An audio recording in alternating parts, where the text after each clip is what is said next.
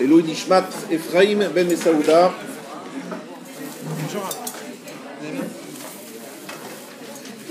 Nous allons, s'il vous plaît, commencer le shiur. Vous savez, nous sommes aujourd'hui le 7 Adar.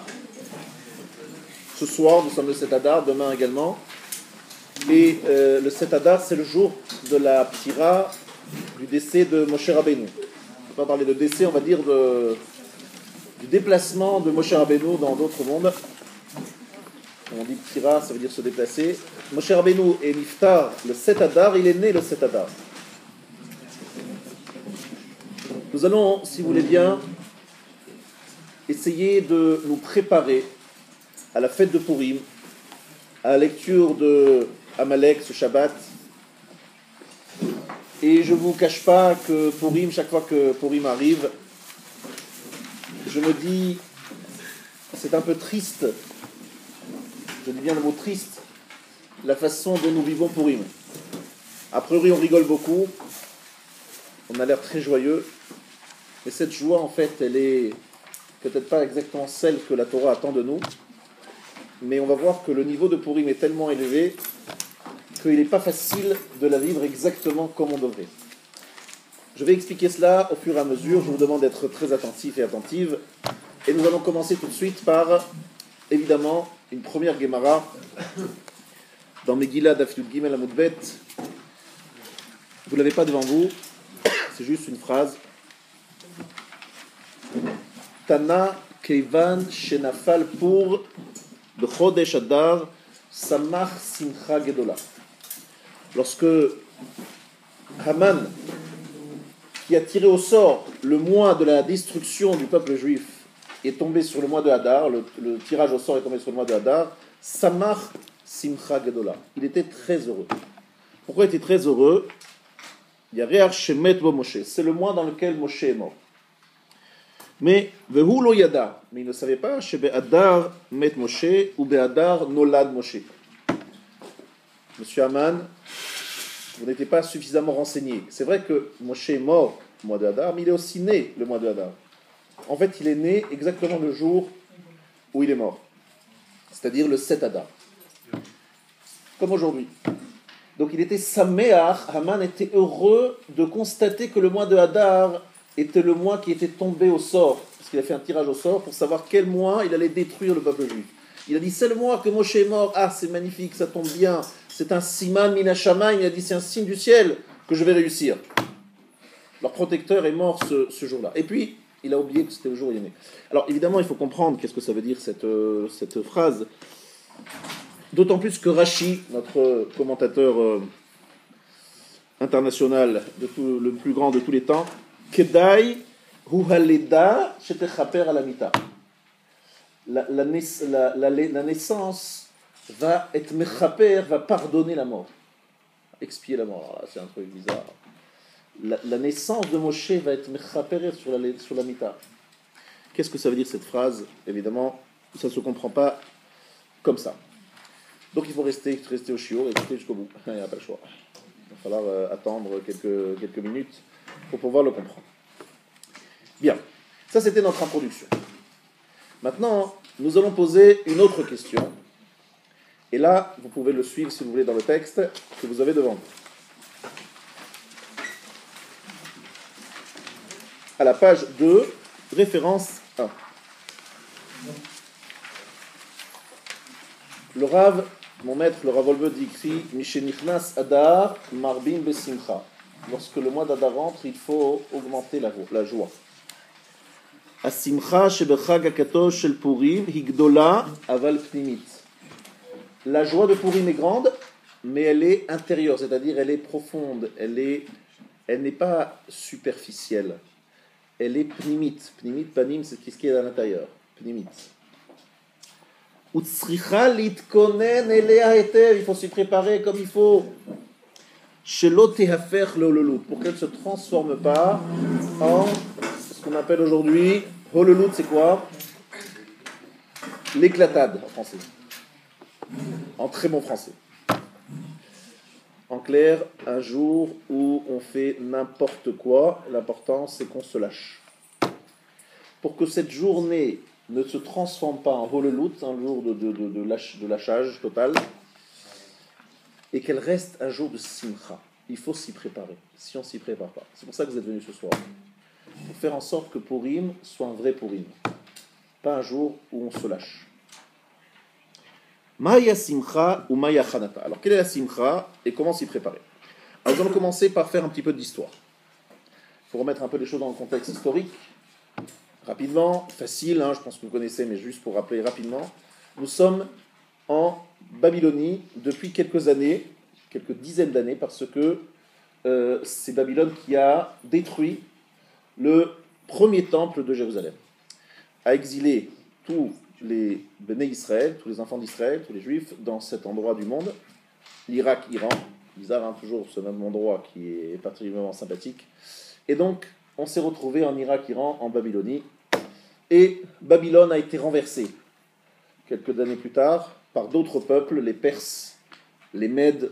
Alors ça c'est compliqué, les Mèdes, les Perses, bon, sans entrer dans les détails, il y a eu différentes guerres, et finalement on s'est retrouvé sous la houlette de la Perse, monsieur Assuérus Achashverosh, vous le savez très bien. Là nous sommes après la période de Cyrus, Koresh qui a commencé à autoriser la reconstruction du second temple. Cette reconstruction a été stoppée. Pourquoi ? Parce qu'il y a eu, de la part d'ailleurs de certains juifs, certaines informations qui sont remontées à Cyrus, qui ne lui ont pas plu, et il a stoppé complètement la reconstruction du second temple. Et Achashverosh, Assuérus lui succède. Il y a Darius aussi, Darius 1, il y a Darius 2. Bref, en tout cas, il y a Assuérus et Achashverosh, lui, c'est pas du tout un copain. Pas du tout un copain. Lui, il a dit, même pas en rêve, je vais leur permettre de reconstruire le Beth Amikdash. Pire que ça. Il fait ses calculs dans sa petite cuisine et il décide d'organiser une fête 3 ans après son avènement au trône. Pourquoi est-ce qu'il attend 3 ans pour fêter son avènement au trône? Pourquoi 3 ans? C'est beaucoup 3 ans. C'est parce qu'il a fait un calcul au dit l'Agmara que les 70 ans qui ont été annoncés par les prophètes pour être le temps de l'exil babylonien, eh bien ces 70 ans sont écoulés, les Juifs sont toujours en exil, c'est donc que la prophétie s'est trompée, les prophètes se sont trompés, et si les prophètes sont trompés, c'est que les Juifs sont définitivement en exil et que le temple de Jérusalem ne sera plus jamais reconstruit. Et pour fêter ça, il sort les ustensiles sacrés du Beth Amikdash et il invite les enfants d'Israël à prendre un repas strictement cachère dans son palais pour fêter avec lui la fin de l'espoir de la rédemption. Vous imaginez ce que c'est? On sort Kelim Mikelim Shonim, vous verrez cette phrase en écoutant la Megillah, dans le Rite Ashkenaz, on le dit avec le ton des Kinot de Tisha B'Av, de Megillah Techa. Et donc, c'est une évocation terrible du fait que Achashverosh, avec tous ses notables, puis après toute la ville de Shushan, va fêter la fin de tout l'espoir de rédemption, parce que les 70 ans sont passés et qu'il n'y a toujours rien. Alors il s'est trompé de calcul, heureusement il a fait un mauvais calcul, les 70 ans il ne les a pas commencés à la date voulue. Bref, je ne rentre pas dans le détail technique, vous regarderez dans la Gemara dans Megillah. Donc finalement les 70 ans ne sont pas écoulés, mais lui dans son compte, elles sont écoulées. Mais imaginez-vous qu'on vous invite à un repas strictement cachère, mais dans lequel le thème c'est quoi? C'est fêter la fin de tout espoir de rédemption. Je pense que même si c'est extrêmement cachère et ultra cachère et tout ce que vous voulez, vous allez décliner l'invitation. Parce que participer à ce repas, c'est tout simplement fêter avec Assuérus, fêter avec lui la fin de l'histoire juive. C'est-à-dire que c'est terminé. Et les Juifs ont quand même accepté de participer. Et ils l'ont fait pour une raison politique.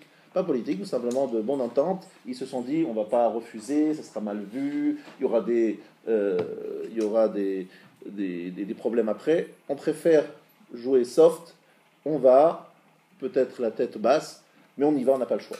Et Mordechai, devant tous les juifs de l'époque, il était un notable connu et reconnu, il disait à tout le monde, n'y allez pas, ce n'est absolument pas ce que vous devez faire, vous devez résister, vous devez dire niet. Parce que dire oui à ce repas, c'est finalement vous associer à Achashverosh dans ses desseins qui sont tout simplement très clairs, l'assimilation du peuple juif. C'est ça le repas. Ne réduisez pas le repas juste à un profit d'une nourriture. La nourriture était cachère, donc il n'y avait pas de problème. Manger avec des non-juifs, non, on était séparés, on avait une place à part. On avait des chambres, des places, des salles, on avait tout ce qu'il fallait, on était organisés. Donc il n'y avait pas de mélange, il y avait juste un problème, et un problème de taille. C'est que, tout simplement, Purim, c'est le jour où Achashverosh pensait en avoir fini avec la question juive. Mais non pas en la détruisant, mais tout simplement en assimilant ce peuple, en leur coupant tout espoir, en leur enlevant tout espoir. Voilà, en quelques mots, l'histoire. Lorsque Mordechai et Esther, comme vous le connaissez bien, la fin de l'histoire d'Amegillah, reprennent le pouvoir, et que Esther va avoir un enfant qui va s'appeler Darius, qui va reconstruire le second temple, c'est donc Mordechai et Esther qui terminent l'exil des 70 ans, qui ont commencé par Babylone et qui se terminent par la Perse, les Mèdes et Perses. Bref, cet exil se termine grâce à Mordechai et Esther. Il faut bien se rendre compte de cela. Est-ce qu'on est bien d'accord? Il y a combien d'exils? Il y a l'exil babylonien, l'exil de Perse, l'exil grec et l'exil d'Édom. Là va se terminer, le premier, Babylone, s'est terminé, on va dire tout seul. Il est tombé parce qu'il a été attaqué par des ennemis. Le deuxième va être terminé grâce à Mordechai et Esther, grâce à ce qui se passe dans la Megillah. Et donc finalement, la fête de Purim, c'est aussi fêter la fin du deuxième exil. Et lorsqu'on parle de fêter la fin d'un deuxième exil, il ne s'agit pas simplement d'une question politique, il ne s'agit pas simplement d'une question d'autorité, il s'agit d'une question d'influence. Les Assuérus, les Perses pensaient assimiler les Juifs en leur proposant une civilisation extrêmement riche, où il y avait tout le confort. Il leur a dit, écoutez messieurs, la porte est là, vous pouvez rentrer chez vous, êtes chez vous. Au départ, un accueil, mais en essayant de les assimiler. Donc c'est ça le vrai problématique de la Perse. Des profits, des plaisirs matériels. Ça se termine avec Mordechai et Esther. Maintenant, le Rav, il va poser une kushia. Le Rav, il pose une question énorme, gigantesque. Bombe atomique. Il dit, tout cela, c'est très logique, ça va très bien, tout ça se passe bien. Il y a un problème. C'est qu'il y a un invité mystère, un invité surprise qui arrive, qui n'est pas prévu dans l'histoire là. Tout d'un coup, Haman, Amalek, s'invite dans quelque chose qui a priori n'a rien à faire avec Amalek. On est maintenant dans un moment où on vit un exil, le deuxième exil, ça s'appelle l'exil de Perse. Pourquoi il y a deux têtes? Haman, Achashverosh. Achashverosh le Perse, Haman l'Amalécite. On ne trouve cette dualité, ce duo, dans aucun autre exil. Ça n'existe pas en Babylone, ça n'existe pas chez les Grecs. Chez les Grecs, il y a les Grecs, point final. Il n'y a pas encore une fois Haman, Amalek qui vient s'inviter là. Pourquoi dans cet exil-là, Amalek s'invite? Il y a Haman et il y a Achashverosh. Et les deux ensemble, ils font un tandem extrêmement dangereux. Pourquoi? Voilà la question que va poser le Rav. En quelques mots, vous l'avez ici à la page 2, référence 1, et je suis à la quatrième ligne, Varamanu, qui besium shel galut, anu toami me'en hageula harona. J'ai déjà dit qu'à la fin de l'exil, on goûte déjà un petit peu de la dernière délivrance. Ubenes Purim histaima galut madai paras. Avec le miracle de Purim, c'est terminé l'exil des Mèdes et des Perses. Gam zekvar ikdamnu ki malchut paras aita malchut shel ribu yanaha. La royauté perse était une royauté, une civilisation où on proposait beaucoup de plaisir, beaucoup de confort. Kasher asa Achashverosh seuda gdola, izir Mordechai et Ayudim shelo yelchu velo yenu. Mordechai avait bien prévenu les Juifs de ne pas y aller, de ne pas en profiter.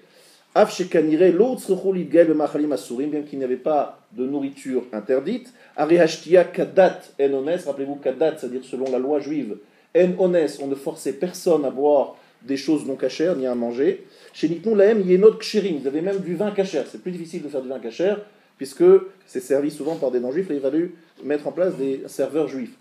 Af le migdar milta, obifrat bemalchut shebechol atzma urak lianot.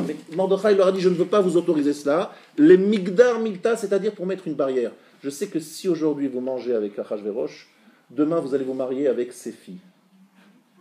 Et ceux qui savent très bien, ils savent qu'il y a eu déjà, pendant cette période des 70 ans d'exil, beaucoup de mariages mixtes, énormément de mariages mixtes, beaucoup de problématiques au niveau des mariages, et justement Ezra, le gros travail d'Ezra Sofer avec les hommes de la Grande Assemblée, ça a été de cachériser ou d'en interdire les mariages et de considérer si oui ou non les hommes étaient, les femmes étaient, les enfants, enfin les personnes devant eux, étaient vraiment juives ou pas, s'il n'y avait pas des problèmes de bâtard, de mamzerout, etc. C'était un des gros travaux, vous verrez ça dans le 4e chapitre de Kiddushin. Ça veut dire que vraiment, le but ici était d'assimiler. Tout cela doit être bien compris. Mordechai leur dit, je ne veux pas vous autoriser. Mais qu'est-ce qu'il y a comme problème, Mordechai? C'est pas un problème, c'est cachère. Réponse, Migdar, Geder. Je ne veux pas vous autoriser parce que j'ai peur que si vous commencez avec ça, où vous allez aller? Où vous allez tomber? Maintenant, j'ai rajouté quelque chose qui n'est pas écrit dans le livre. Je vous ai dit qu'il y avait aussi les ustensiles du Beth Amikdash. Maintenant, Achashverosh était très intelligent. Il n'a pas sorti les ustensiles du Beth Amikdash pour servir avec les Juifs. Il les a sortis lorsqu'il a fait son repas à lui avec ses notables. Vous avez bien compris, il n'est pas idiot. Les Juifs, s'ils avaient vu les ustensiles du Beth Amikdash, ils ne se seraient pas servis avec. De toute manière, c'est interdit. Mais ils ne les auraient pas utilisés. Ils n'auraient certainement pas participé. Dans le repas des Juifs, il n'y avait pas les ustensiles. Mais dans d'autres repas, parce que ça a duré 180 jours, hein, il en avait sorti certains de ces ustensiles, et derrière, la Gemara révèle, mais je ne sais pas si les Juifs de cette époque le savaient, il avait comme idée de fêter la fin, enfin le début en fait d'une nouvelle histoire, sans le peuple juif. Le peuple juif allait disparaître, puisque la prophétie ne se réalisera pas, puisque les 70 ans sont passés, et que les Juifs sont définitivement en exil, et le Beth Amikdash ne sera jamais reconstruit. C'était ça, la pensée cachée d'Achashverosh, pas dévoilée. Mais Mordechai ne leur a pas dit ça. Il leur a dit, même s'il n'y avait pas ça, je vous demande de ne pas participer parce que cette civilisation est extrêmement dangereuse. Je vous permets de vous dire que si aujourd'hui vous cherchez lequel des 4 exils, en tout cas des 3 premiers exils, est plus proche de notre époque à nous, on est certainement dans quelque chose de très proche de Paras et Madaï. L'histoire du profit, de la luxure, de la liberté, d'offrir tous les plaisirs et de tout cela. C'est malheureusement ce que nous vivons depuis un certain nombre d'années. Mais ce n'est pas seulement ça. Il y a une partie de notre exil actuel qui est certainement très proche de celui de Paras et Madaï. Voilà. Bien non. D'ailleurs, continuons. La réaction de Mordechai et d'Esther, c'était quoi? Un jeûne de 3 jours. Pourquoi le jeûne? Parce que le jeûne, c'est justement l'antidote. Ça vient réparer, ça vient effacer ce repas qui était en plus. Donc c'était vraiment, on va dire, la guérison face à la maladie. La maladie, c'est le repas, la guérison, c'est le jeûne. Donc ils ont jeûné 3 jours. C'est pour ça que le jeûne a toute sa place. Pourquoi il y a le Mishté de Purim?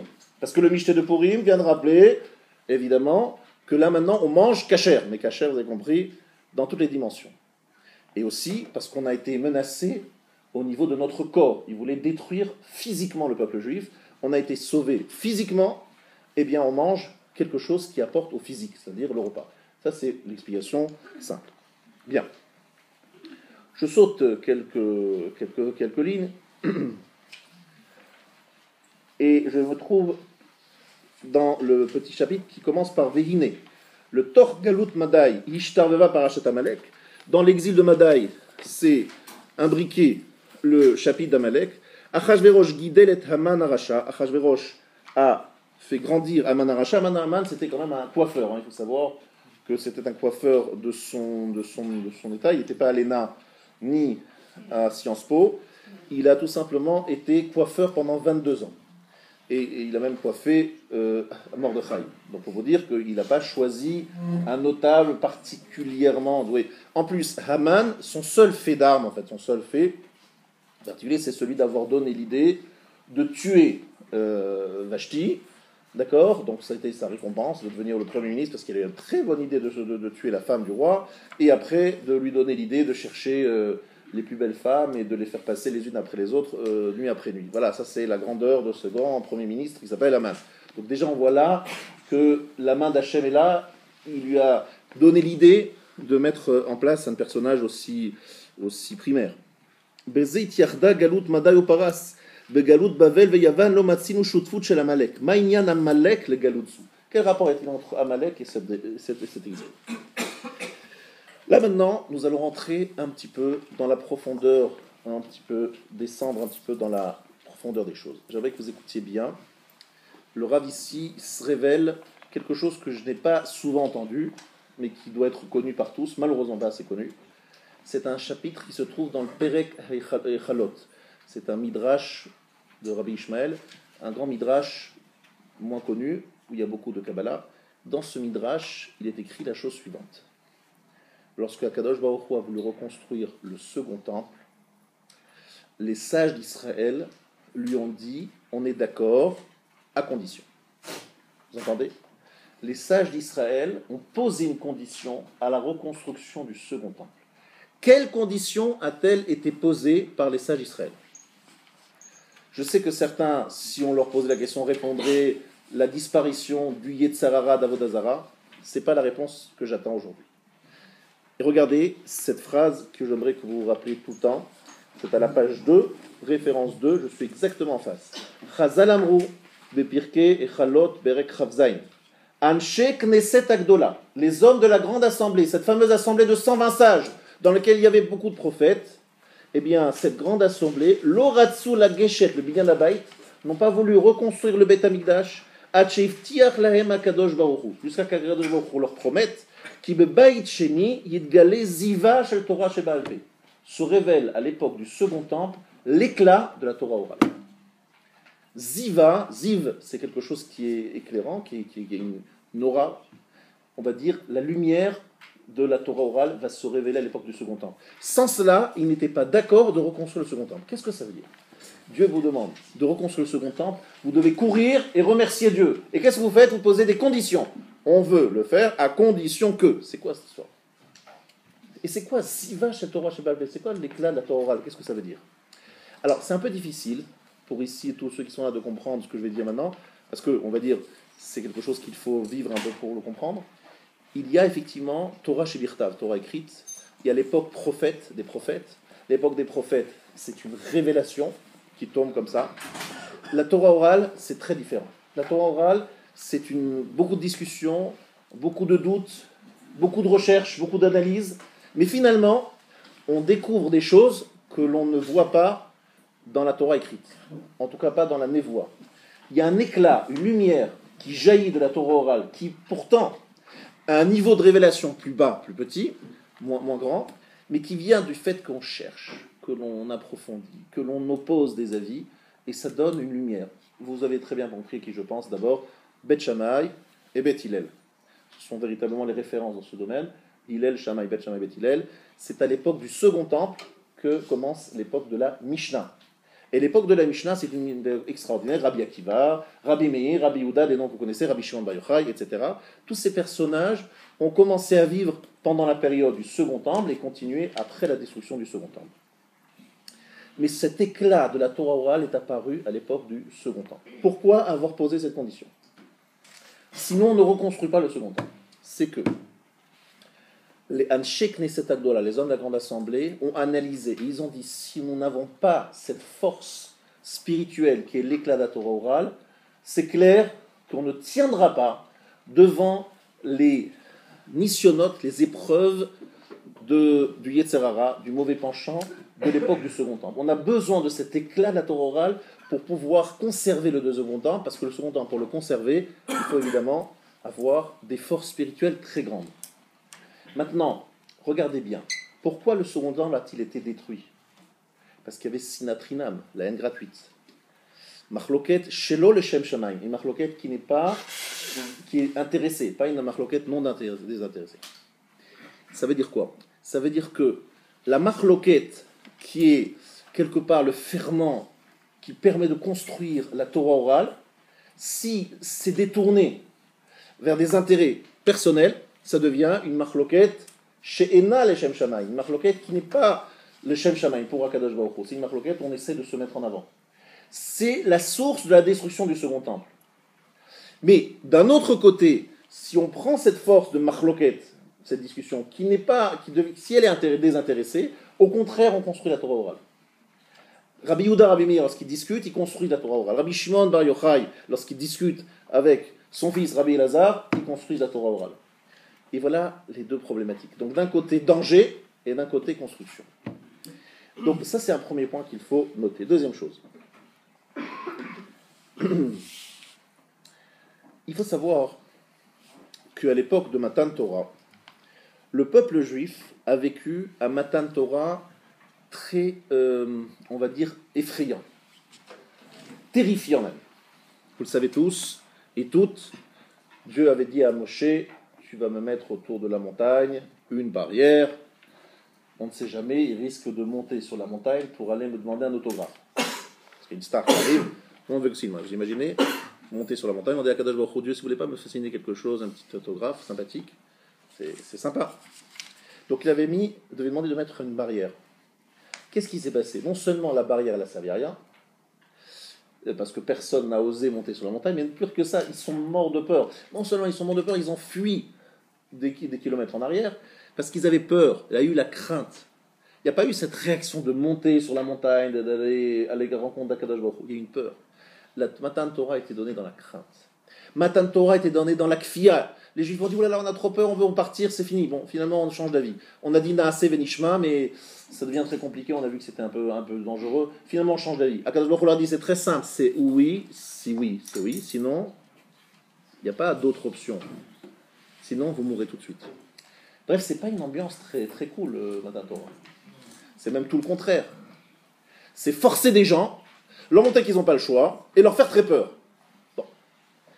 Vous allez me dire, bon, présenter comme ça, Matan Torah, c'est pas très sympathique. En plus, l'homme de Matan Torah, c'était Moshe Rabbeinu. Et Moshe Rabbeinu, le premier, était déçu. On parle de lui aujourd'hui, cet Hadar. Il était déçu. Il a dit, oh là là, mais c'est pas normal, les Juifs, ils veulent pas t'écouter. Ils ont dit, ben, tu as qu'à nous transmettre. Moshe, il pleure. Il dit, attendez, c'est quoi cette histoire? Mais Hachem vient vous voir, vient vous parler. Vous me dites, non, finalement, on peut plus l'entendre. Que j'écoute-toi, tu nous répètes. Et Akadosh Baruch Hu dit, non, je suis quand même content qu'ils aient peur de moi. La yira, la crainte, c'est une bonne chose. Mais on ne peut pas rester avec la crainte. Il faut venir deuxième étape. La deuxième étape, c'est la période d'Achashverosh, Kibloua me ahava. Après, ils l'ont reçu avec amour. Pourquoi est-ce qu'il y a eu cet amour? Mais ahvatanes. Ils ont senti le miracle et ils ont eu un amour pour Akadosh Baruch Hu. Ça veut dire que Matan Torah a deux étapes. Attention, deux étapes. Il y a la première étape que vous connaissez tous. La deuxième étape plus discrète, c'est Achashverosh, Haman, Purim, Esther et Mordechai. À cette époque-là, les Juifs prennent la Torah avec amour. Donc on a deux éléments très intéressants sur la Torah, le Gilui Torah. La Torah est acceptée avec amour, on obtient de recevoir l'éclat de la Torah orale. Tout cela se fait à Purim. Purim, c'est cette fête-là. D'obtenir la Torah avec amour et d'avoir... Alors pourquoi d'abord passer par la crainte et ensuite arriver à l'amour? Je vais vous dire quelque chose qui va vous servir toute votre vie, parce que c'est vraiment un sujet du quotidien. Il y a un Juif qui vient me voir. Il fait teshuva depuis peu. Et il me dit, monsieur le rabbin, dites-moi qu'est-ce qu'il faut faire. Voilà, je découvre la Torah, j'aimerais savoir qu'est-ce qu'il faut faire. Alors au début, qu'est-ce que je vais lui dire? Je vais essayer de l'attirer par des choses sympathiques. D'accord, on va commencer par ça. Bon, il me dit très bien, magnifique, le samedi, le Shabbat c'est magnifique, le kiddush, l'allumage des bougies, les chalotes, ça sent bon, la daf, ça sent très bon, tout ça c'est magnifique. Après, je commence à lui dire, mais tu sais que le matin, il faut se lever avant une certaine heure, même en vacances, et même lorsqu'on est au bord de la plage, pendant les quelques semaines d'été, etc., il y a une heure du schéma limite. Ah bon, ça commence un peu à le... Ça va autrement. Et puis en plus, lorsque tu iras à la plage ou à l'autre bout du monde, tu ne peux pas manger partout, c'est pas cachère, il y a plein de règles. Il faut amener des boîtes de thon dans ton hôtel 5 étoiles, au bord de la mer avec les cocotiers. Alors là, franchement, je lui ai cassé le moral. Mais je ne peux pas manger du poisson dans un restaurant, vous comprenez, que du poisson, pas de la viande, etc. Je les casse. etc., etc. Alors le bonhomme, il commence à se dire, écoutez, franchement, moi je pense qu'on va faire la chose suivante. Moi, on m'a dit que la Torah, c'est sympathique, c'est Ahava, c'est l'amour, c'est machin. Moi, je prends la partie Ahava, et la partie galère, je vous la laisse pour mon voisin, ma femme le prendra, ma cousine, ma belle-mère. Là, je dis la chose suivante. À quoi tu ressembles? Écoutez bien ce que je vais vous dire maintenant, c'est Mama Shnifla. Ça ressemble exactement à un type qui se marie. Sous la choupa, sa femme dit je t'adore, et lui dit je t'adore, et on s'adore, et on est magnifique, on va faire une vie, on fait la lune de miel. On atterrit, Charles de Gaulle, on rentre à la maison, on rentre dans la chambre à coucher, madame dit les volets, il faut les fermer. La fenêtre aussi. Il fait chaud. Je ne peux pas dormir la fenêtre fermée. J'ouvre la fenêtre. Elle ferme la fenêtre. Cuisine. Je veux telle chose. Ah non, moi j'aime pas du tout. Etc., etc. Et dans le quotidien, il y a plein de choses où je sens que la relation amoureuse du don est maintenant liée à des obligations, des devoirs. Et en plus, ma femme, elle a une fâcheuse habitude, c'est qu'elle oublie tous les cadeaux que je vais faire. Je vais payer un voyage qui m'a coûté 20 000 euros pour 2 semaines. J'arrive, et la seule chose qu'elle se rappelle, après 2 jours où on est maintenant dans notre maison, qu'on vit la vie du quotidien, c'est que j'ai ouvert la fenêtre qu'elle voulait fermer. Que j'ai oublié d'acheter le produit qu'elle voulait, alors que franchement je ne l'aime pas du tout, je déteste, etc. Les petites problématiques du quotidien. Et ma femme me dit, si tu m'aimes, je veux voir que tu fais des efforts, que tu prends sur toi, que tu fais des efforts pour moi. C'est pas possible, je te donne tout ce que tu veux, je t'achète, je te fais encore un nouveau... Toutes les semaines, tous les mois, on part 1 semaine au soleil, à Eilat. Magnifique, non? Qui te trouve un mari comme ça, tous les... dis non. Je vois dans le quotidien que les choses qui te coûtent, que tu n'as pas très envie de faire, tu les fasses, parce que tu sais que tu t'es marié, tu as des obligations, mais tu les assumes. Et tu les assumes avec joie en plus. Et tu fais un grand sourire. Ah oui, très bien, plaisir. Qu'est-ce que ça veut dire? Un juif qui veut prendre la ahava sans la yira, n'est-ce pas? Il n'a rien fait. Parce que Akadosh Baruch Hu nous dit, si tu veux vraiment, tu m'aimes, il faut que tu fasses des choses qui te coûtent. Des choses que tu n'as pas envie de faire. Tu veux faire des choses sympathiques, il y a des parties très sympathiques dans la Torah, mais il y a des parties beaucoup moins sympathiques. Ahava et Yira doivent aller ensemble. Maintenant, dans sa présentation, Akadosh Baruch Hu, il n'a pas fait marketing. Il n'a pas fait genre, écoutez, je vais faire commencer par Ahava, par Purim, puis après je fais Shavuot. Ça aurait été plus sympathique. Purim, et après Shavuot. Purim sympathique, on fait la joie, on danse, on chante, et puis non, il a commencé par Yira, la crainte. Il nous a, quelque part, forcé un peu la main. Il nous a montré qu'en fait, on s'engageait dans quelque chose d'extrêmement fort et engageant. Et après, on a découvert la partie amour. C'est-à-dire que pour Shavuot, il y avait plus de crainte que d'amour. Il y avait de l'amour aussi, mais caché par la crainte. À Purim, il y a plus d'amour que de crainte. Il y a toujours la crainte, mais il y a aussi l'amour. Et l'amour dépasse la crainte. Ça veut dire qu'en fait, il y a dans l'année juive, il faut bien comprendre ça, Shavuot et Purim, ce sont 2 facettes d'une même pièce. C'est Matan Torah. Matan Torah à Shavuot, Matan Torah Purim.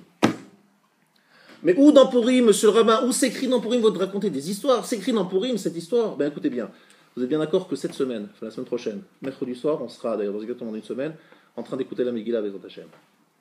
D'où ça vient l'écriture de la Megillah? Dites-moi, où c'est écrit ça dans la Torah écrite? Je cherche dans le Sefer Torah qui est derrière moi, je vais chercher du début de la Torah jusqu'à la fin, où c'est écrit qu'il faut absolument écouter la Megillah le soir du 14 Adar. Où c'est écrit dans le texte qui est derrière moi? Nulle part. Où c'est écrit qu'il faut l'écouter le lendemain? Nulle part. Où c'est écrit qu'il faut faire un michté? Où c'est écrit qu'il faut donner Marchet Shekel? Où c'est écrit toutes ces histoires de Purim? Où c'est écrit? C'est écrit nulle part. Alors comment on le fait?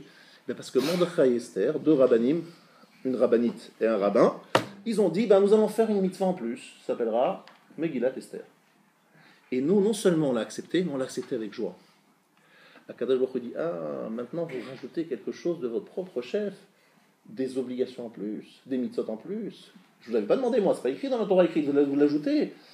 Vous ajoutez ça en plus. Ça veut dire que tout le reste, si vous rajoutez quelque chose en plus, c'est qu'en fait, vous adhérez volontairement. Et si vous adhérez volontairement sur ce plus-là, c'est que quelque part, vous adhérez sur l'ensemble.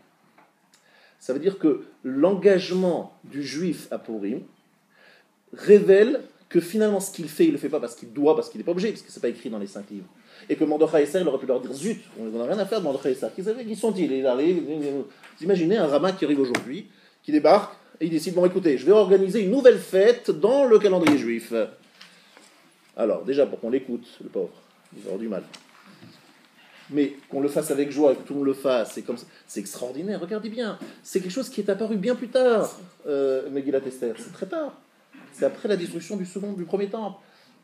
Et ça a été accepté par tous et avec joie. Donc ça révèle notre attachement profond à la chose. Est-ce que c'est clair? Je résume. Jusqu'à présent, je vous ai expliqué qu'en fait, Purim, c'est un deuxième Matan Torah. C'est un Matan Torah Be'ahava. Maintenant, je vais aller plus loin. Vous verrez qu'à la fin de la Megillah, on insiste sur le fait que tous les peuples du monde ont accepté, ont reconnu le peuple juif, et il y a eu à ce moment-là une sorte de... Achashverosh, c'était un empereur très puissant, il régnait sur le monde entier. Et dans tous les pays, dans toutes les régions tenues par Achashverosh, les gens voulaient tous se convertir. Il y avait une volonté de conversion énorme, tout le monde disait des juifs, c'est extraordinaire, magnifique, Mordechai c'était le patron. C'était un moment qui est proche de Geoula Harona. À la Geoula Harona, la dernière fin des temps, il y aura Gilouï, le dévoilement d'Akadosh Baruch Hu, et même les non-juifs le verront, et tout le monde adhérera, évidemment les juifs, mais aussi les non-juifs, adhéreront au message. Et c'est ce qui s'est passé, et vous le verrez dans la Megillah, vous écouterez bien la fin de la Megillah, c'est écrit à plusieurs reprises, que les non-juifs voulaient se convertir. C'est-à-dire qu'il y a eu un moment, un kavod, un honneur donné au peuple juif exceptionnel. Ça, c'est ce qui va se passer à la fin des temps. Mais à la fin des temps, il va y avoir ça. Il va y avoir autre chose de très important. Il va y avoir Bitul Yetzerara, la fin de Yetzerara. Alors là, on commence à parler d'Amalek. Haman et Amalek, c'est plutôt le côté Bitul Yetzerara, l'attaque, le mauvais penchant, les forces du mal. Alors, pour parler de Amalek et de Haman, nous allons lire dans la page 2, référence 4. Chayav inish livesume bepuria. Je suis en face du 4. Dans la page 2, juste en face du 4. Chayav inish livesume bepuria. Un homme doit se saouler, boire du vin à Purim. Ad loyada ben Harur Haman le Baruch Mordechai. Jusqu'à ne pas faire la différence entre Harur Haman, maudit soit Haman, et béni soit Mordechai. Ensuite, deuxième source, tout le monde connaît cette numéra dans Megillah, deuxième source dans Choulin, Haman mina Torah minayin, d'où on voit le mot Haman dans la Torah. Hamin ha'etz achalta. Est-ce que tu as mangé de l'arbre? Rappelez-vous dans quel moment c'est écrit Hamin ha'etz.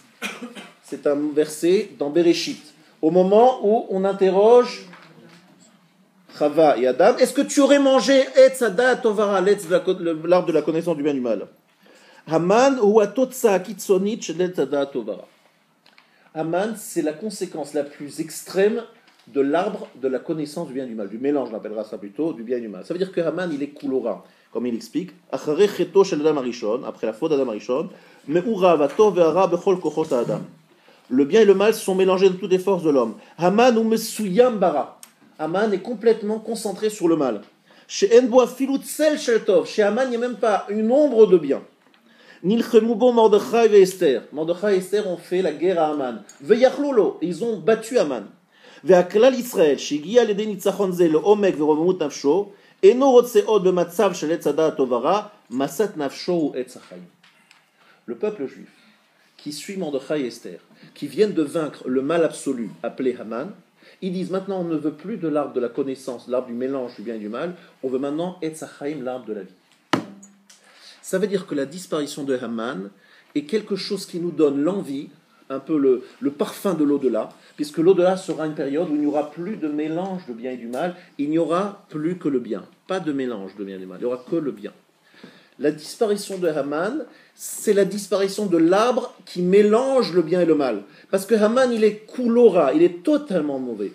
Et tant qu'il existe, il diffuse cette attirance pour le mal. Il renforce les forces du mal. Mais lorsqu'il disparaît, eh bien, nous sommes attirés par l'arbre de la vie. L'arbre de la vie, il est totalement bien. Il n'y a que du bien, et c'est l'éternité. Il n'y a pas de mal, il n'y a pas de mort, il n'y a pas d'ange de la mort, il n'y a pas de Satan, il n'y a rien. Ici, le Rav, d'une façon très discrète, nous révèle un secret qui est écrit dans les Sifrei Kabbalah, qu'il écrit à d'autres endroits également. Le fait d'être msou, jusqu'à ne pas connaître la différence entre le bien et le mal, n'est pas bien compris par les gens. Les gens ne savent pas ce que ça veut dire. Et je vais vous raconter exactement comment le Rav me l'a expliqué. Et vous allez voir, c'est quelque chose d'extraordinaire.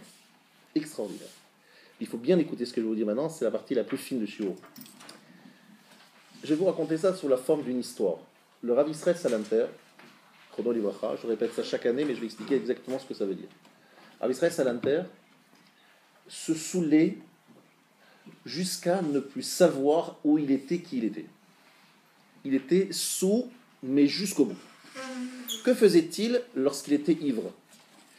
Il racontait toute la journée des divrei Torah de plus en plus profonds. Plus il buvait, plus les divrei Torah devenaient profonds. Mishe nichnas yain yatsasod. Lorsque le vin entre, le secret sort. Vin, yain, valeur numérique 70. Sod, le secret, valeur numérique 70. Plus, à tel point, un jour le Rav nous a dit, il n'a pas écrit dans son livre, nous l'a dit oralement, il demandait à ses élèves, à un certain stade, de l'enfermer dans une chambre, parce qu'il révélait des secrets si profonds que ses élèves n'avaient pas le droit de les écouter.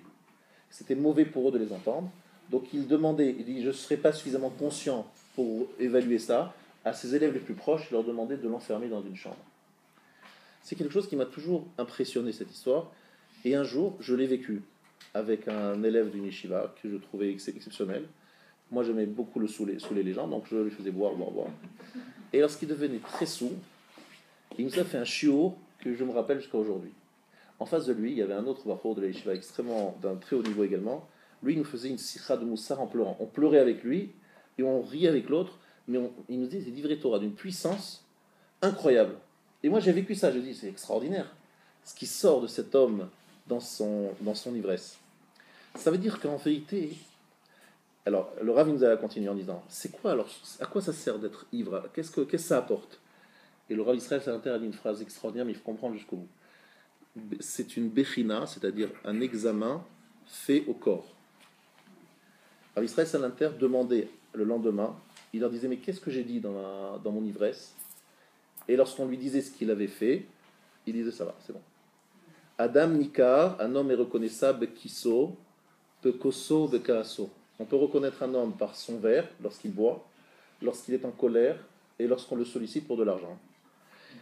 Il y a trois moyens. Vous avez un jeu de mots parce que kiso, c'est le porte-monnaie, koso, kos, c'est un verre, et kaaso, c'est sa colère. Vous voyez, c'est des mots très proches. On peut connaître un homme lorsqu'il est en colère, lorsqu'il a bu, et lorsqu'il a une question d'argent qui est en le Rav Israël Salanter a dit, à Purim, je fais un examen à mon corps. Lorsque ma tête n'est plus là, je n'ai plus la maîtrise intellectuelle, qu'est-ce qui sort de mon corps? Qu'est-ce qu'il y a à l'intérieur? Un très grand Rav est passé à côté, et il a dit, comment il ose un truc pareil? Jamais j'oserais, disait ce Rav, faire un tel examen. Oser faire un tel examen à mon corps. Mais dites-moi à quoi ça sert d'arriver à ne plus avoir la maîtrise de soi, l'oyada. En vérité, chers amis, ici le Rav nous a expliqué que Purim, c'est la fête la plus élevée, la plus grande de l'année. Il n'y a pas de fête plus grande que Purim. Il n'y a pas. Mais plus grande que Kippour, vous le savez, Yom Kippourim que Purim. Et parce qu'en fait, Purim, c'est un niveau plus élevé que toutes les autres fêtes de l'année. En quoi c'est une fête plus grande que toutes les autres fêtes de l'année? Pas comme on le vit, mais en fait, au fond d'elle, si on regarde le secret, l'origine de Purim, elle est d'un niveau plus élevé que les autres. Parce que l'oyada, ça veut dire jusqu'à ce que je ne sois plus dans la dimension de Etz Hadat Tovara. Je dois sortir du Etz Hadat Tovara et arriver à Etz HaChaim.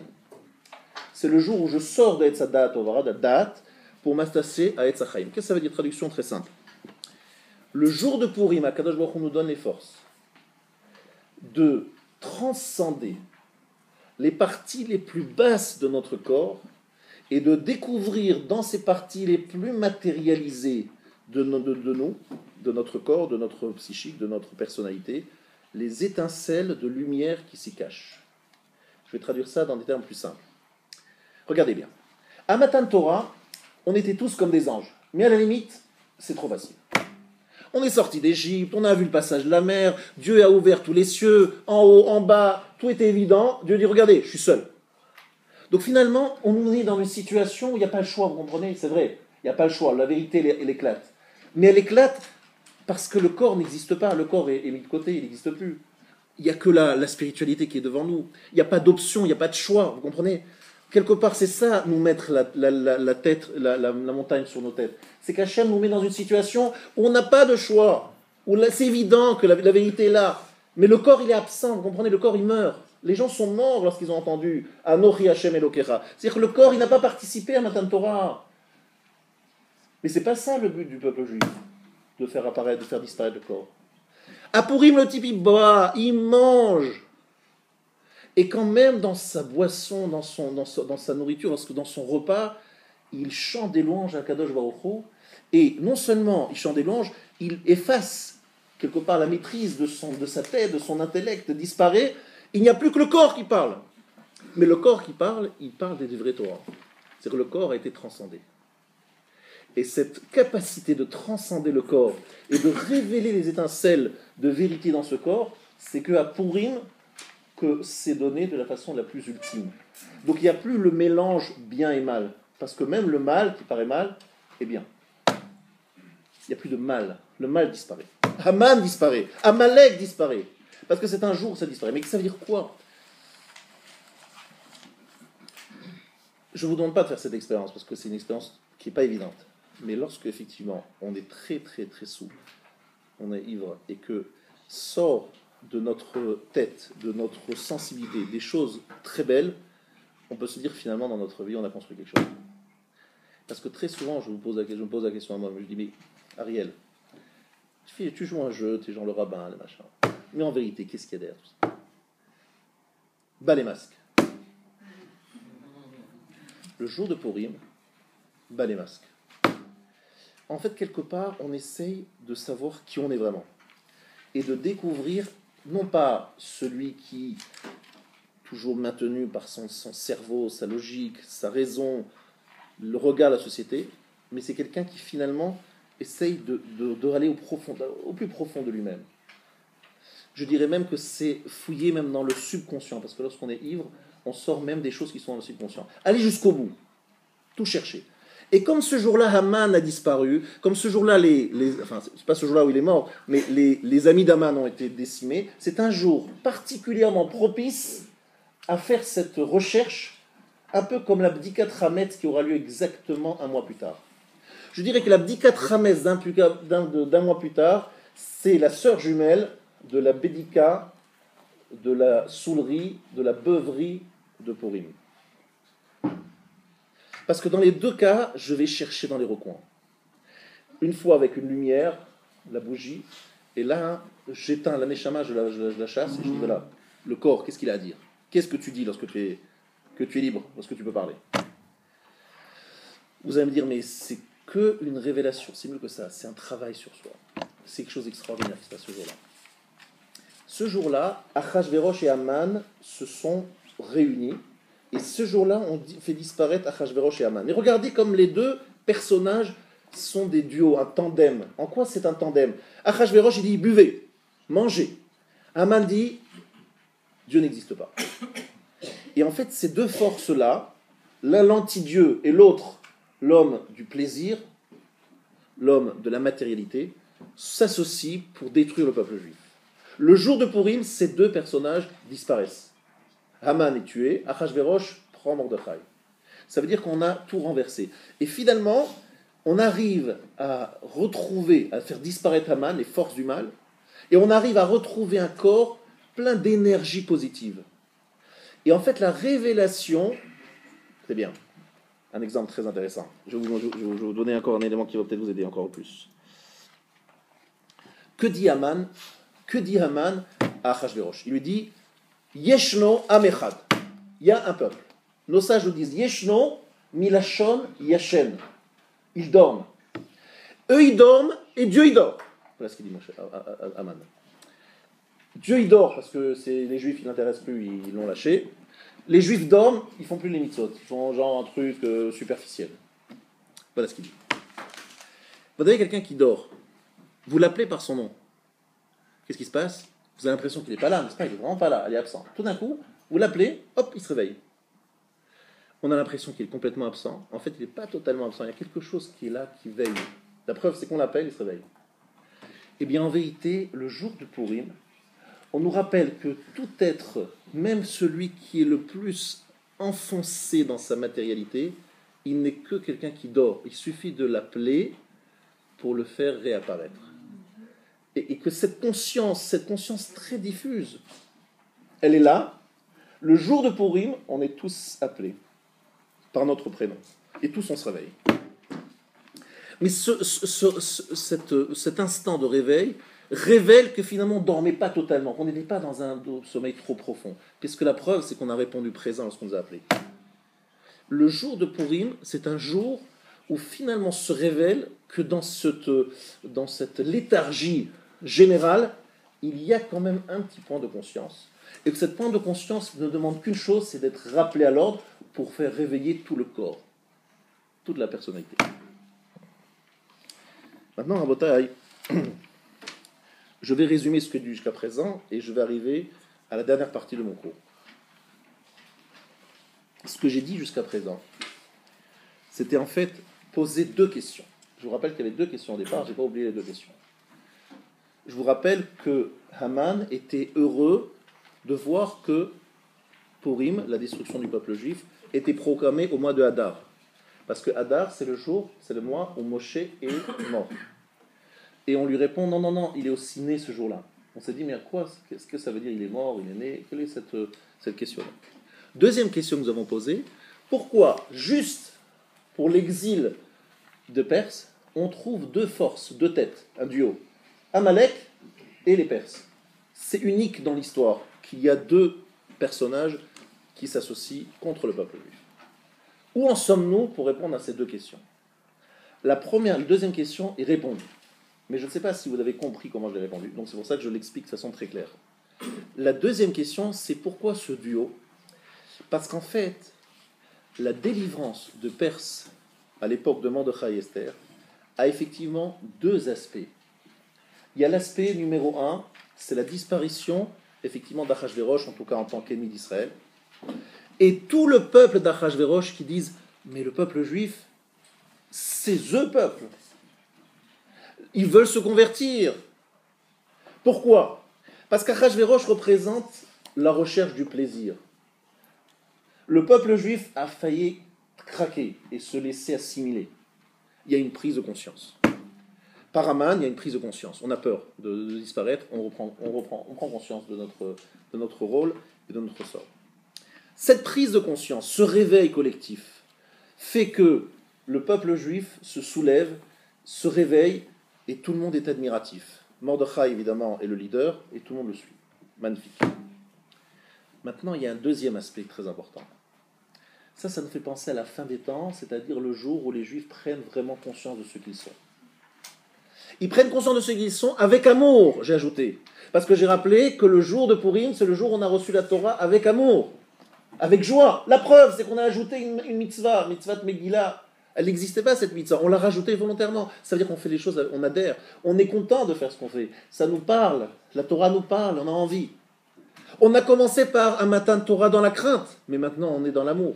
Parce que la crainte, c'est nécessaire. Vous savez, lorsque vous faites un mariage, je vous propose de faire peut-être un changement. À vos mariages, vous m'invitez, on va faire autrement. On va d'abord faire la fête, le soir, et on fait la choupa à la fin de la soirée.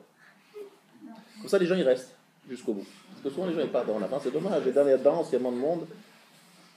Qu'est-ce qu'on commence? On commence par une choupa où c'est un peu tendu, où on sent que le Khadan et la Kala, ils sont pas très à l'aise. Acceptes-tu de prendre? Est-ce que tu es prêt à signer? Est-ce que tu sais que tu vas t'engager? Oh là là, que des galères. Attends, c'est l'amour, c'est la joie, c'est détente. Non. Signe.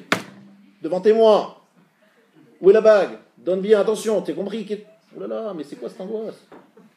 On commence par Ira, l'engagement. Et après vient la Ahava. Prends pas l'inverse. Akadosh Baruch Hu a dit, regardez, le peuple juif, il faut d'abord que vous compreniez qu'est-ce qui est devant vous. Ça commence pas ça va prendre quelques années, vous allez comprendre ce que c'est la Torah, comme elle est importante, et c'est un engagement très fort.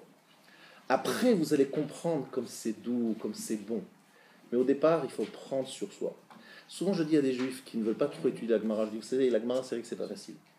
Pourquoi beaucoup de gens se désespèrent? Parce qu'ils disent qu'on étudie la Gemara, c'est dur, on ne comprend pas bien, compliqué. Mais oui, au début, c'est difficile. Mais lorsqu'on rentre dedans et qu'on révise et qu'on approfondit, ah, quelle douceur! C'est comme ça la Torah. Au début, c'est dur et après, ça devient doux. C'est l'inverse des plaisirs. Les plaisirs, au départ, c'est doux et après, ça devient amer. La Torah, c'est au début amer et après, ça devient doux. Ça, il faut bien le rappeler. La Torah, d'abord, elle était donnée à la crainte et après, elle est donnée dans l'amour. Purim, c'est compléter l'amour. C'est l'amour, c'est le dévoilement de la grandeur du peuple juif. Mais ça, c'est une facette de la pièce. Il y a une deuxième facette. Biurara, la disparition du mal. Ça, c'est la destruction d'Aman. Aman vient parce qu'il sent que le peuple juif arrive maintenant à un niveau très élevé. Écoutez-moi bien. Aman, il attaque Israël à quel moment dans l'histoire? Amalek, il attaque Israël à quel moment? Lorsqu'on va recevoir la Torah, juste avant Shavuot, on est sur la route, on vient de passer le Kriyat Yam-Souf, on se rapproche du mont Sinaï, Amalek attaque. Pourquoi? Parce qu'Amalek sait que si le peuple juif reçoit la Torah, il est mort. Donc il veut empêcher le peuple juif de recevoir la Torah. Nouvelle histoire, l'histoire se répète. Haman attaque le peuple juif avant qu'il reconstruise le second temple. Et reconstruire le second temple, nous avons expliqué tout à l'heure que c'est accéder à la Torah orale. C'est l'éclat de la Torah orale qui va apparaître. Vous voyez, Torah écrite, Matan Torah Shavuot, Amalek attaque avant. Amalek, Haman attaque avant de recevoir la Torah orale, second temple, la reconstruction du second temple. Vous voyez, il y a un rapport entre les deux. Maintenant, je ne peux pas dire certainement ce que je veux dire maintenant. Je vous dis quelque chose qui est un petit peu osé. Il y a eu la Shoah. La Shoah, je pense qu'on est tous d'accord ici que c'était Amalek, parce que si ça, c'est pas Amalek, je ne sais pas qui c'est Amalek. Et Amalek, il est venu juste avant le retour en Eretz Israël. Et le retour en Eretz Israël, c'est la fin de l'exil qui doit nous amener vers la délivrance finale. La Shoah est là, l'attaque d'Amalek, elle est là pour empêcher le peuple juif d'accéder à la dernière étape de l'histoire. La dernière étape de l'histoire étant la reconstruction du troisième temple. Ça, pour vous donner un petit peu de courage et d'envie, s'il a attaqué, c'est que le troisième temple arrive bientôt. Il a attaqué avant le deuxième temple, il a attaqué avant Matan Torah. Et il a attaqué maintenant. Donc on attend la suite. La suite, elle arrive très bientôt, n'ayez pas peur. Juste tenez bon, on y arrive. Donc, ça c'est Haman qui attaque dès qu'il sent que le peuple juif va accéder à quelque chose de très grand. D'accord? Il attaque à ce moment-là. Haman est celui qui descend de l'arbre. Hamin ha'etz. Il est de l'arbre de la connaissance. C'est celui qui est le force du mal, qui mélange le bien et le mal. Ça c'est Haman, n'est-ce pas? Haman est détruit à ce moment-là. Biurara, destruction du mal. Donc qu'est-ce qu'on fait? On boit jusqu'à ne plus savoir ce qu'on fait, parce que comme Haman a disparu ce jour-là, Haman et ses copains, ils ont disparu ce jour-là, donc on est déjà dans une position de force pour ne plus tomber dans les forces du mal, puisque le mal a disparu ce jour-là. Donc il faut boire pour se dire, est-ce que je vais arriver à transcender mon corps? Et là vient peut-être le moment le plus important dans Shiur. La plupart des gens se trompent sur ce qui se passe après 120 ans. C'est très important que vous écoutiez ce que je veux dire. Là, vous allez voir, ça peut changer notre vie. Pas seulement notre vie. Après 120 ans, les gens disent, oui, l'âme monte dans le ciel, et l'âme va revenir dans l'Olam Haba, etc. C'est une erreur gravissime. J'ai reçu ça de Raphaël Friedlander, qui l'a vu dans le Ramchal. Il m'a dit la chose suivante. Celui qui croit que le but, c'est simplement de ramener une âme sur terre, il se trompe, mais à 120%. Le but, c'est pas de ramener l'âme sur terre, c'est de ramener l'âme et le corps. Mais pas le corps, le morceau de chair que vous voyez ici. Le corps, c'est plusieurs niveaux, il y a plusieurs strates. La strate qu'on va ramener, c'est l'être qui pense. Parce que là, je pense maintenant, je pense avec ma tête, avec ma sensibilité, avec ma personnalité. J'ai forgé une personnalité parce que je suis né dans une certaine famille, j'ai vécu d'une certaine façon. Donc j'ai forgé une forme de personnalité. Cette partie-là, donc ce n'est pas le morceau de chair et de sang, mais la personnalité, elle doit traverser toutes les étapes de la fin des temps, et elle doit rentrer dans le Olam Haba, ce qu'on appelle dans les Sifrei Kabbalah Tzilo Shel Guf, l'ombre du corps. Et si on n'avait que l'âme, elle est que spirituelle. Ce dont je parle, c'est quelque chose qui est attaché, qui a été formé ou déformé par le monde matériel, on est d'accord. C'est l'influence des midot, des traits de caractère. Tout ça, ça reste pour l'éternité. C'est pour ça que c'est très urgent de changer les midot. Rabotai, je vous dis très franchement, les choses sont urgentes. Il faut changer ses midot, parce que quelqu'un qui est très paresseux, très très paresseux, il le reste après. Il est un peu moins, mais il le reste quand même. Celui qui est très Baal Ta'ava, qui pense qu'à manger, qu'à se faire plaisir, il l'est après. Alors on s'abaisse un peu après, mais c'est des choses qui font partie de nous-mêmes. Donc vous avez bien compris, le but c'est pas de passer l'âme, de que l'âme monte dans le ciel et qu'elle résout ses problèmes. L'âme avec une partie du corps. Donc le jour de Purim, je suis en train de vous dire, c'est un jour où l'âme, ou le corps, pardon, est beaucoup plus malléable, transformable, adaptable que n'importe quel autre jour de l'année. Et avec l'amour, sans la crainte, sans la menace, sans la peur, avec l'amour. Donc si on était zoré, si on avait le srout ce jour-là, d'être des grands bonhommes, et de vivre Purim comme il faut, vous savez ce qu'on ressentirait le jour de Purim? Que notre âme, notre corps, pardon, pas notre âme, notre corps était transcendé par notre âme et prenait une forme différente. C'était se reformer et perdait sa déformation de l'année. Ça c'est Purim. Et c'est plus facile de le faire à Purim qu'à n'importe quel autre moment. Comment? En écoutant la Megillah et en comprenant qu'Akadosh Baruch Hu est à côté de nous à tout instant. En comprenant que Amalek, les forces du mal, sont destinées un jour à disparaître totalement. Et troisièmement, en comprenant le secret de la simcha. La simcha, c'est la chose la plus rare qui existe sur Terre. La plupart des gens qui vous disent « je suis sa mère », ils parlent de n'importe quoi. La simcha, pour les gens aujourd'hui, c'est danser sur une musique endiablée. D'ailleurs, c'est écrit endiablé avec le diable. Il n'y a pas que du. Mais c'est pas ça, être sa mère. Sa mère, c'est un sentiment de plénitude et de shlemut dans lequel l'âme et le corps vibrent au même moment. Je répète, la joie véritable, c'est un sentiment très fort, très profond, dans lequel l'âme et le corps vibrent exactement à l'unisson.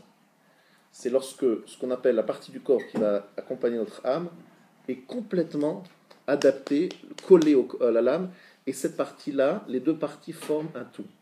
C'est vraiment Ayou le Bassar Echad. C'est la jonction entre l'âme et le corps, cette partie du corps, je répète, qui doit nous accompagner pour l'éternité. C'est un peu comme lorsqu'un homme et une femme se marient et qu'ils se marient comme il faut. Ayou le Bassar Echad, c'est une dimension de Shlemut et de Simchat Khatan Vekala. Et le jour de Purim, il y a des moments où on peut ressentir ça. Pour cela, il faut faire un travail. C'est très très rare les gens qui arrivent à ce niveau-là, très très très rare, mais essayons de le faire un peu. Comment? Le jour de Purim, je vous demande, ceux qui se sentent que lorsqu'ils boivent, ils perdent toute maîtrise d'eux-mêmes, je ne sais pas si c'est une bonne chose. Le Rav, il nous disait que les gens qui ne sont pas à la madriga de ces rabbinim que j'ai cités, il vaut mieux qu'ils boivent un peu plus, mais sans exagérer, parce qu'après, ça donne un peu n'importe quoi. Boire un peu plus, et à ce moment-là, essayez de ressentir la joie que représente ce moment de symbiose entre ce que nous devons faire et ce que nous aimons faire. Et transformer, rapprocher un peu plus ce que nous aimons à ce que nous devons. Ça veut dire que lorsque je sais qu'Akadosh Baruch Hu me demande de faire 613 mitzvot, toute l'année c'est lourd à porter, j'ai pas très envie de le faire. Le jour de Purim, c'est plus facile d'adhérer, de vouloir faire ce que je dois faire. Alors je sais que c'est un travail qui n'est pas simple, mais Rabotai, c'est tellement extraordinaire, c'est un cadeau magnifique le jour de Purim. Il est le plus grand jour de l'année. Il n'y a pas plus grand jour dans l'année que celui-là. Pourquoi? Parce que de permettre de dire à des gens, mangez, mangez, mangez, c'est une avodat Hashem, c'est un service d'Hachem, de manger, c'est extraordinaire.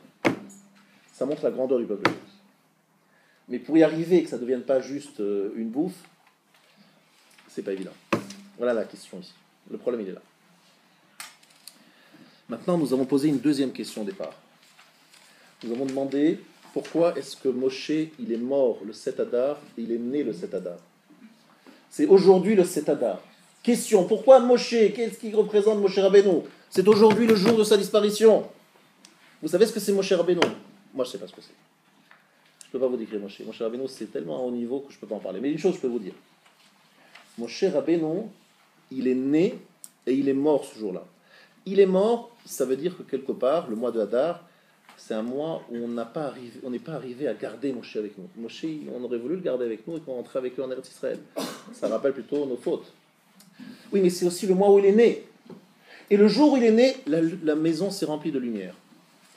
Moshe Rabbeinu, en résumé, c'est l'homme du Da'at, celui qui a complètement résolu la problématique du mélange du bien et du mal. C'est celui qui maîtrise totalement ses forces. C'est celui qui sait faire la Havdalah, la séparation entre le bien et le mal d'une façon parfaite. Il est dans Etz HaChaim. Lui, il mange l'arbre de la vie. D'ailleurs, il n'est pas mort. Vraiment, il n'est pas vraiment mort. Le dimension. Il est dans Etz HaChaim. Il saisit l'arbre de la vie. Ça veut dire que Moshe Rabbeinu, sa vie, c'est quoi? C'est l'homme qui passe de Etz HaDa'at Tovara. Il est éduqué par la fille de Pharaon. Il grandit sur les genoux de Pharaon. Il va grandir en Éthiopie. À Midian, il se marie avec la fille de Yitro, qui était le conseiller de Pharaon. Bref, il fait toutes les expériences les plus éloignées qui soient. Et finalement, c'est celui qui arrive et qui monte sur le Har Sinaï et qui reçoit la Torah. Et qui parle avec les Malachim, avec Hachem, comme s'il était leur ami. Comment c'est possible un truc pareil? C'est celui qui a su faire le chibour, le lien entre ces deux parties dont j'ai parlé tout à l'heure, de la façon la plus équilibrée, la plus extraordinaire qui soit. Yismach Moshe de Matnat Relko. Et que l'il tiferet berosho natata. Moshe Rabbeinu est descendu de la montagne. Son visage était plein de lumière, à tel point que personne n'osait s'approcher de lui. Ça veut dire quoi que son visage était plein de lumière? Ça veut dire que son corps était totalement transcendé par son âme. Moshe Rabbeinu, c'est celui dont je parlais tout à l'heure. Je vous ai dit qu'il faut, à Purim, essayer d'arriver à cette symbiose corps et âme. Moshe Rabbeinu, il descend de la montagne, on le voit son visage, on voit la Shekhinah sur sa tête. Ça veut dire et lui, il parle à Kadosh Baruch Hu comme s'il parlait à un ami.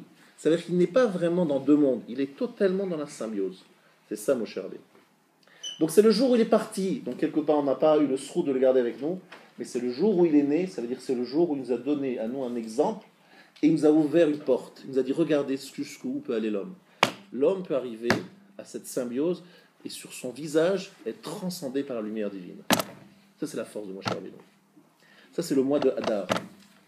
Et cette capacité de transcender le corps de cette façon aussi extraordinaire, aussi parfaite, jusqu'à ce que la tête de Moshe, le corps de Moshe, soit un morceau de lumière, c'est ce que ça veut dire, c'est un morceau de Moshe, morceau de lumière, à tel point qu'il n'est pas vraiment mort, je vous dis, on ne sait pas où il est enterré, parce que simplement son corps n'est pas visible, puisqu'il est complètement transcendé par cette lumière.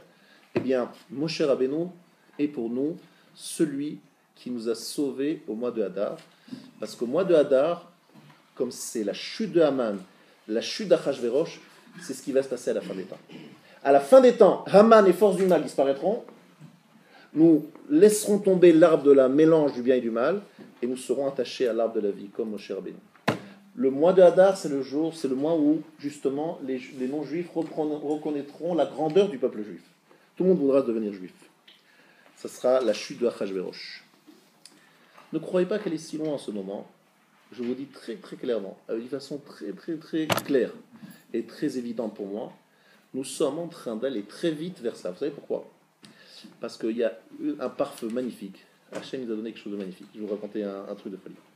Quelqu'un qui fait le mal, et qui fait, pas le mal, juste il se donne à tous les plaisirs de ce monde. Il y va, il s'offre tout. Il a tous les moyens, il s'offre. Tout ce qu'il peut s'offrir, il l'offre. Il y a un problème, c'est qu'à un moment dans sa vie, il ne supporte plus cet excès de plaisir. Il y a un moment où ça marche plus. Pourquoi? Parce que tous les plaisirs que l'on fait, tout être humain a besoin de spiritualité pour pouvoir vivre. Donc si quelqu'un descend et ne s'offre que du plaisir matériel, À un moment, il se sent complètement perdu et il a envie de se suicider. Il n'a plus de goût à la vie. Heureusement, Akadosh Baruch Hu nous a sauvés. Donc aujourd'hui, ce qui est en train de se passer, c'est que les gens sont à la recherche du plaisir et ils essayent, ils offrent tout ce qui est possible, ils se l'offrent, mais à un moment, ils se sentent d'un vide. Alors arrive l'islam, qui est une force très spirituelle, mais qui quelque part ne résout pas les problèmes de la vie, parce qu'on voit ce qui se passe. Certains deviennent musulmans, on ne comprend pas pourquoi ce bon français est parti devenir djihadiste. Et ce français, il se dit, mais c'est quoi le projet de la civilisation européenne et occidentale? On va où? Alors quoi, la solution est là-bas, dans la pagaille et dans la barbarie? Sûrement pas. Mais ce que vous voyez devant vous, ces Français qui décident de partir vers ça, ce sont des gens qui vivent un vide absolu, sidéral. Ils se disent, mais où on va? Quel est le sens de la vie? Et tous ces politiciens ont du mal à trouver quelque chose pour donner de l'espoir aux gens. Ils disent, mais qu'est-ce qu'on va leur dire? On se bat pourquoi? Ce problématique aujourd'hui qu'on est en train de vivre, c'est Achashverosh qui est en bout de souffle. Haman, qui est là dans toute sa puissance, mais Mordechai est proche. Mordechai et Esther sont proches. Ils arrivent à leur cadence. Ils sont prêts pour dévoiler le Esther, enlever la cache. Akadosh Baruch Hu se cache, mais il va se dévoiler bientôt. Megillat Esther, c'est dévoiler ce qui est caché. Vous voyez, vous avez l'impression qu'on est dans un monde très obscur. En vérité, on est vers la fin des temps. C'est ça que je voudrais nous souhaiter ce soir. C'est d'être vraiment prêt pour ce grand rendez-vous de la fin des temps. Je vais vous demander encore 2 moments d'intention pour vous annoncer différentes choses. Bezrat Hashem, ce Shabbat, nous organisons un Shabbat de jeûne. Ceux qui veulent nous rejoindre pour les repas, nous avons encore quelques places pour les repas, pas pour dormir, mais pour les repas. Ceux qui voudraient nous rejoindre, les jeunes entre 20 et 35 ans. Et c'est ici au Beth Midrash. Il y aura des repas où le Rav Dreyfus et moi-même on participera à certains cours. Je vous invite donc à venir ce Shabbat à Aleph. La deuxième chose que je voudrais, ça concerne les hommes. Le dimanche 1er mars, Motzei Shabbat déjà. Excusez-moi, Motzei Shabbat, il y a une conférence. Le défi du couple. Ça concerne les gens mariés et les gens qui ne le sont pas. Le défi du couple, c'est le Rav Dreyfus qui donnera le cours ce Motzei Shabbat à partir de 21h ici à Aleph. Ce samedi soir, Melave Malka, conférence de Rav Dreyfus ici à Aleph. C'est mixte et c'est à partir de 21h le défi du couple juif. Dimanche, toute la journée, il y a une journée d'études. On étudie 7 dapim en une journée, mais c'est des dapim qui apparaissent, c'est des pages de Gemara, qui apparaissent d'une façon très ludique sur les écrans qui sont derrière vous, avec des animations faites par le Rav Aouzi, et c'est extrêmement agréable, et donc c'est réservé aux hommes, et c'est toute la journée, une journée d'études de Gemara. Et la semaine d'après, le 8 mars, c'est pour les dames, et c'est une soirée de 19h à 22h30, par Madame Agaï, Madame Citruc et le Rav Abergel, qui viendront ici donner les différentes conférences de 19h à 22h30. Alors, on a bien retenu. Maintenant, attention, le Mishté de Purim, vous êtes invités à participer à notre Mishté. Il aura lieu, évidemment, à Purim, à partir de 15h le jeudi 5 mars, et qu'il faut s'inscrire très rapidement ici à Aleph. Voilà, je vous souhaite une très très bonne fête de Purim, et que Niske nous disfrute d'avoir la Geoula Hashlema Bekarov Mamash.